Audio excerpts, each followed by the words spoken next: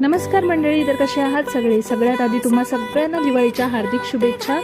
मस्त खा आणि स्वस्त राहा. दिवाळी अगदी मस्तपैकी एन्जॉय करा.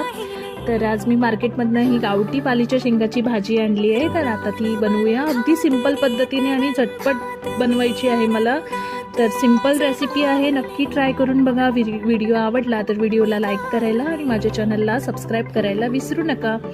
तर ही भाजी गावठी आहे, त्याच्यामुळे चवीला अगदी स्वादिष्ट लागते. तर कांदा चिरून घेतला आहे, ओली मिरची चिरून घेतली आहे, पातेलं ठेवलं आहे, त्याच्यात तेल गरम करून त्याच्यात चिरलेला कांदा, चिरलेली ओली मिरची थोडा वेळ परतून घेतल्यानंतर त्याच्यात चिरलेली भाजी घातली आहे. थोडंसं पाणी आणि चवीपुरतं मीठ घालून भाजी शिजवून घेतली आहे. भाजी शिजल्यानंतर त्याच्यात कोवलेलं ओलं खोबरं घातलं आहे. 5 मिनटं शिजवून घेऊन त्याच्यानंतर गॅस बंद केली आणि झटपट आणि मस्त अशी ही आपली पालीची भाजी तयार आहे. Thanks for watching.